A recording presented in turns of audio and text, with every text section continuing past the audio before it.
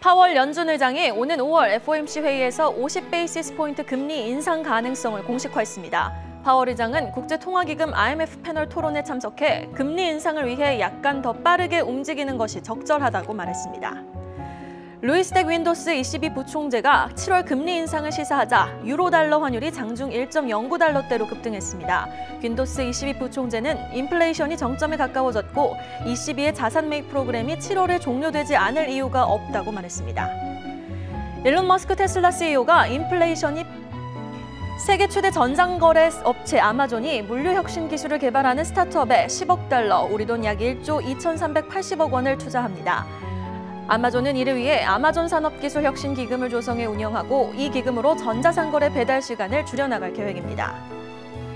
일론 머스크 테슬라 CEO가 인플레이션이 발표된 지표 수치보다 더 나쁘다고 진단했습니다. 이와 함께 인플레이션은 올해 내내 계속될 가능성이 크다고 생각한다고 덧붙였습니다.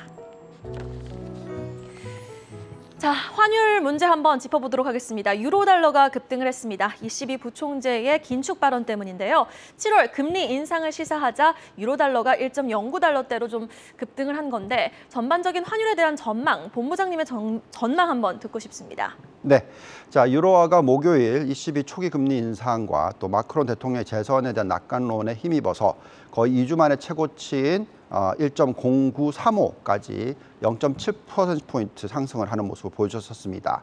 자, ECB 부총재인 번스뱅크의 나이젤 총재가 말한 내용을 보면은 7월에 금리를 인상을 할 수도 있다라고 밝혔고요.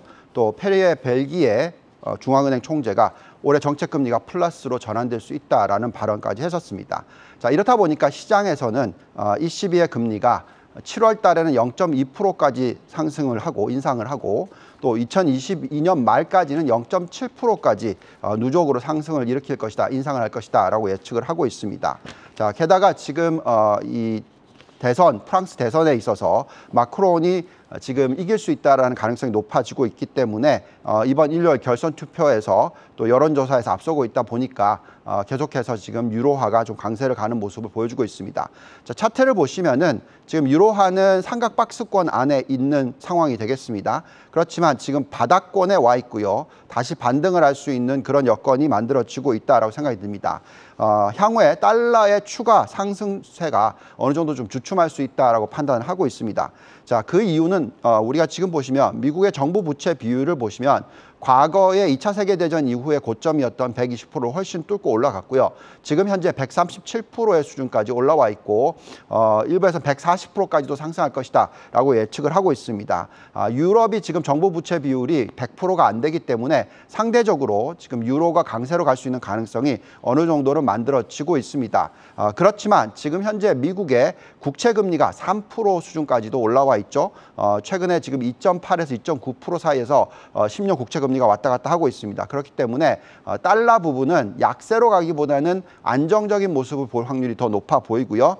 어쨌든 지금 이런 환경에서는 유럽 쪽에서의 재정 확대가 예측이 되고 있습니다. 지금 부채 비율이 훨씬 더 낮기 때문에 적극적인 부양 정책이 쓰여질 것이다 생각이 듭니다. 통화 정책 부분에 있어서는 아까도 설명해 드렸듯이 금리가 올라갈 가능성에 대해서 생각을 하셔야 되겠고요. 자, 이런 가운데서는 유럽에 대한 관심을 어느 정도 가지실 필요가 있는데요.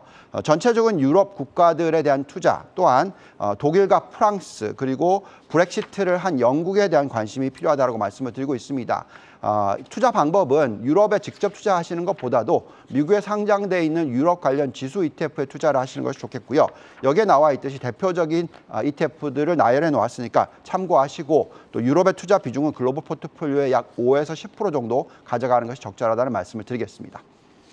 네, 이어서 테슬라 소식도 한번 터치해 보도록 하겠습니다. 일단은 또 간밤 나온 소식은 테슬라가 주식 담보로 빚내서 트위터 인수자금 57조 원을 조달했다. 뭐 이런 뉴스가 간밤에 나오기도 했는데요. 한편으로는 머스크가 실적 발표에 대한 인터뷰를 하면서 인플레가 사실 지표 수치보다 더 나쁘다라는 언급을 했습니다. 사실 지난달에도 이런 언급을 하고 나서 차값을 올리지 않았습니까? 이번 인플레 관련된 코멘트 어떻게 좀 지켜보셨습니까? 네.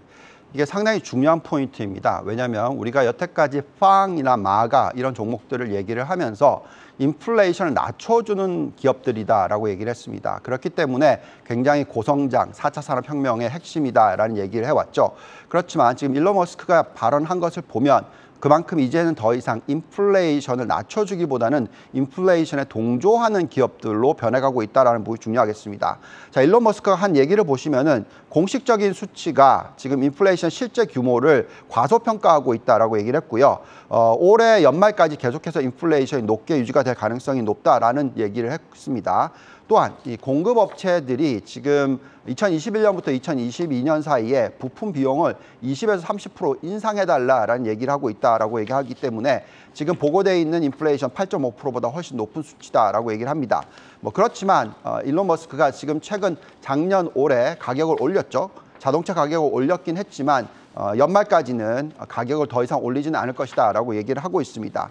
매번 말씀을 드립니다만 이 빵이나 마가 같은 기업들은 계속해서 이 가격을 파괴하고 또 인플레이션 낮춰주는 효과를 가지고 왔었지만 최근에 들어서는 오히려 가격을 같이 올리는 그런 현상이 나타나고 있습니다. 자, 그렇다 보니까 최근에 6개월 사이에 메타 플랫폼, 과거 페이스북이죠. 그리고 넷플릭스 주가가 고점 대비해서 50% 이상 하락하는 큰 변동성을 보여주고 있습니다. 그래서 우리가 대형 성장주에 투자를 할 때는 이제부터는 이 매출의 증가 부분에 있어서 가격을 높여서 가격 전가가 가능한 기업에 투자를 하는 것이 적절하다고 말씀을 드리겠고요.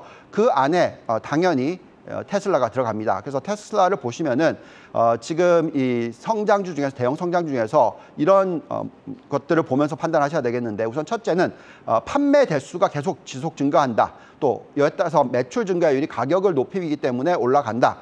또 이에 따라서 마진이 높은 수준에 유지가 되기 때문에 또 순이익 증가율도 두 자릿수가 유지된다. 자, 이럴 경우에는 계속적으로 투자를 해도 되는 성장주다라고 말씀을 드리겠습니다. 그래서 테슬라의 주가를 한번 보시면은 큰 폭의 반등 이후에 하락, 다시 재반등을 하는 모습을 보여주고 있고요. 테슬라의 지금 적정한 가치를 구해보면은 최악의 시나리오일 때 1167달러, 최고의 시나리오일 때는 2321달러 정도 되기 때문에 그 매력도가 있습니다. 또 여기서 넷플릭스에 대한 시각이 지금 많이 부정적이긴 하지만 가격 정가를 일으킬 수 있는 OTT 비즈니스다라고 생각한다면 그만큼 지금 투자 컨텐츠 부분에 있어서 제작 컨텐츠 부분에 있어서 상당히 경쟁력이 있다라고 판단을 한다면 지금은 저평가 구간이다라고 판단을 하고요. 물론 가입자 수의 성장은 어렵겠지만 마진이 유지될 수 있는 가능성은 충분히 있다고 생각하기 때문에 적정 가치는 한 300달러 정도로 분석이 됩니다. 전반적으로 이제는 대형 성장주들도 이렇게 종목 선별, 실적을 보면서 판단해야 된다는 말씀을 또 다시 한번 드리겠습니다.